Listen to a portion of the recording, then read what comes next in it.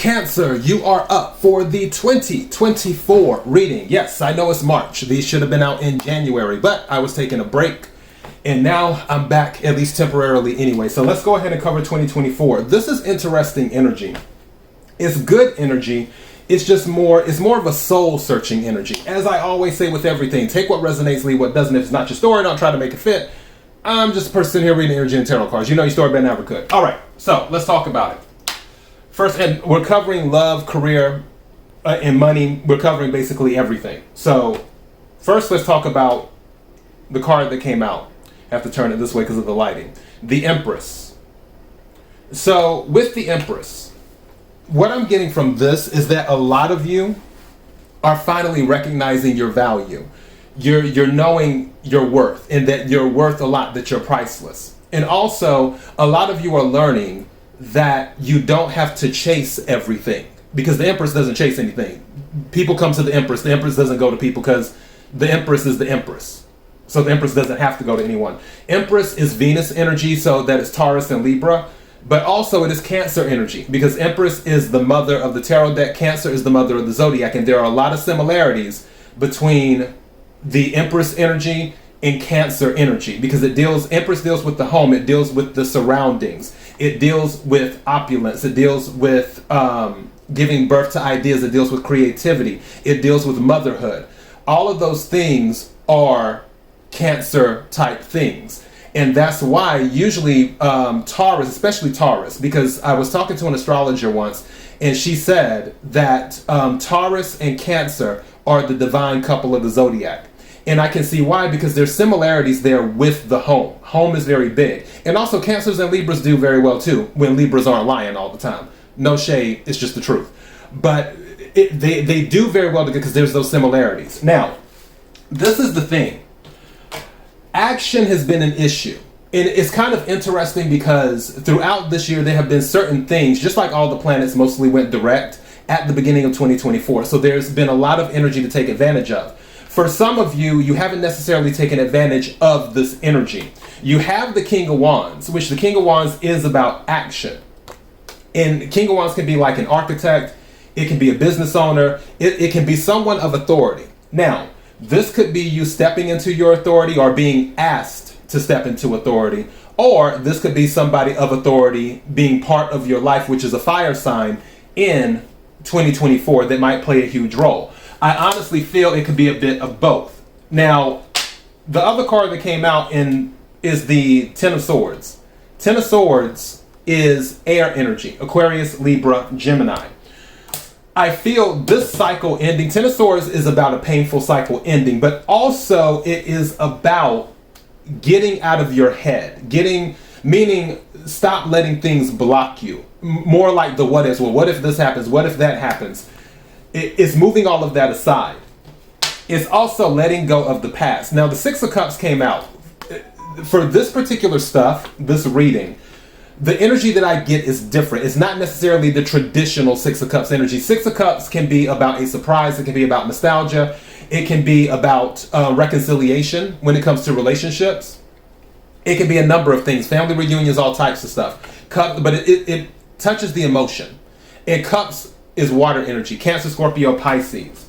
I feel for some of you, there is a problem ending ties to certain things of the past. That is the energy that I'm getting, where you're still holding on to things. And that's why the theme of this is your past does not belong in your future. The universe is looking to clear things for you. It just needs you to let go of the past. In addition to that, there's something available in the future that will make you feel nostalgia.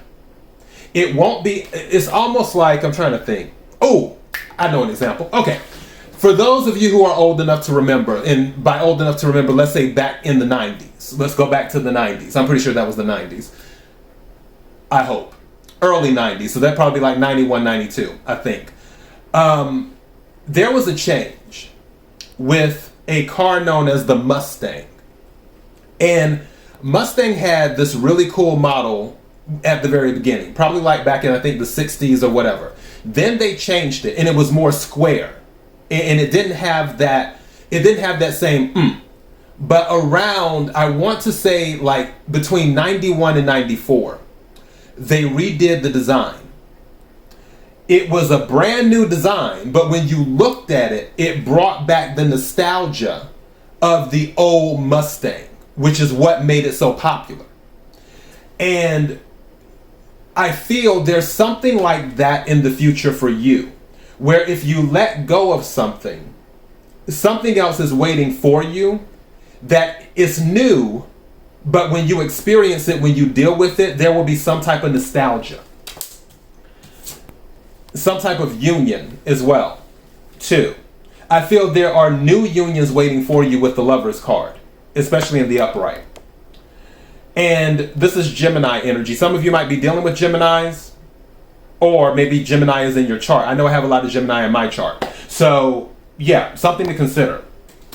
Now, this card is in the reverse. It's the Two of Wands. And with the Two of Wands, when this card came out, it was in the upright on the table. It was in the upright. I was moving something and then I knocked the card into the reverse by accident. When it was in the reverse, the energy that I received was it needs to stay in the reverse because that is the energy. And the reason that it's in the reverse, Two of Wands is usually about long-term planning. It's usually about moving ahead. It can be about traveling. It can be about multiple things, but it's definitely about making a decision. Going back to the Ten of Swords, where you're trying to close something out, I feel, again, some people are holding on to something from the past, maybe something that's more comfortable with the Six of Cups, that is blocking that decision, that is blocking forward movement. With the Two of Wands in the reverse, you have the King of Wands. So you have 2 minus 1, because again, it's in the reverse. So it's like a -2. So that leaves you with the 1 in the reverse, which would be the Ace of Wands. Ace of Wands is about a new start. And with the Ace of Wands, if it's in the reverse, it means you're not going anywhere. And I feel the reason you're not going anywhere is because something's being blocked. Now, let's talk about what's ahead as well. Now, I want to go to the bottom of the tarot deck here, and you see Judgment. So you have Judgment on the bottom of this one. Judgment is about making a decision. Usually you're passing judgment or somebody is passing judgment on you. Now, I just heard in my head, some of you might be dealing with some court cases this year, but I'm not too worried about it. I feel that if there are any type of court cases or anything, you'll be able to navigate those without an issue. Again, take what resonates, leave what doesn't. On the Oracle deck at the bottom of the deck, guess what's at the bottom? Judgment. So, this is about you making a decision. Do you want to try and bring your past with you into the future where it does not belong? Or do you want to let go of the past with the Ten of Swords and start fresh? Do you want to do that? Now with this Judgment card, it says, soul searching will bring inner peace to many areas of your life. Again, soul searching will bring inner peace to many areas of your life. One thing that I noticed, and it's kind of crazy because when I was reading the energy as I was going through everything, I was like, you're the writer of your fate. You're the writer of your destiny. And for this particular card with the Judgment, if you notice, somebody has a pen in their hand and they're soul searching and finding themselves. But also I look at this as someone making a decision to be the master of their fate. They're making the decision, you know what? It's time for me to move forward and take action, is what I'm getting with that. Now, let's talk about the other Oracle cards. Love may be on some radars this year because one of the cards that came out is marriage. You are attracting emotional fulfillment and unconditional love, marriage. Now, this doesn't have to be literal marriage. It can be something else. It can be more of a union as well. But for some of you, you are attracting marriage. Some of you may not want to get married, but you may be attracting people that want to marry you. So keep that in mind. The second Oracle card that came out is Key. New beginnings, directions, and adventures await for those ready to let go of the past. Let me read it to you again for the people in the back. New beginnings, directions, and adventures await for those who are ready to let go of the past. Again, it's in your hand. You have the key.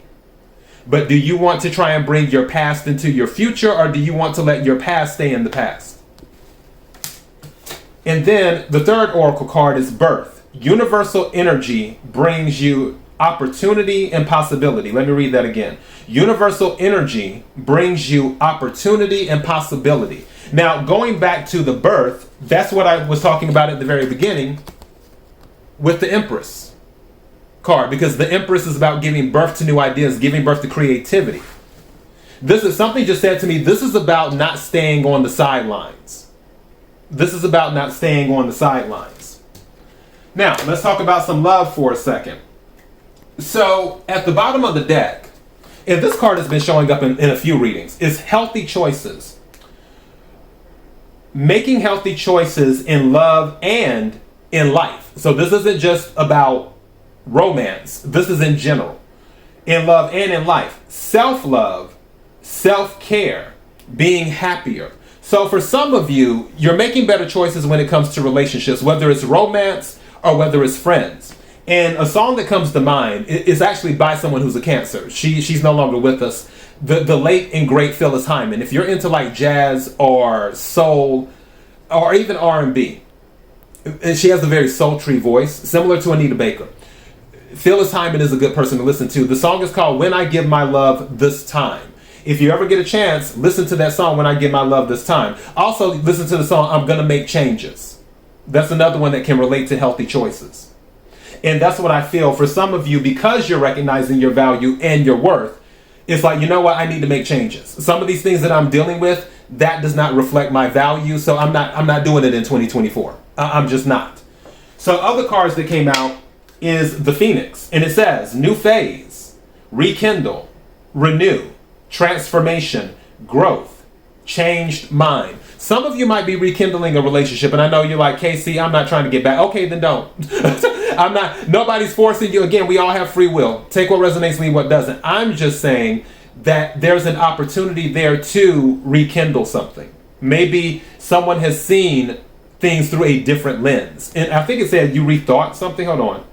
Change mind. That's it. Change mind. Whether you changed your mind or they changed their mind or everybody changed their mind. So keep that in mind. And then lightning. It says sudden change, shocking news, surprise, epiphany, upheaval, transformation. So this reminds me of the Tower card. Someone might be making a confession to you this year, a love confession.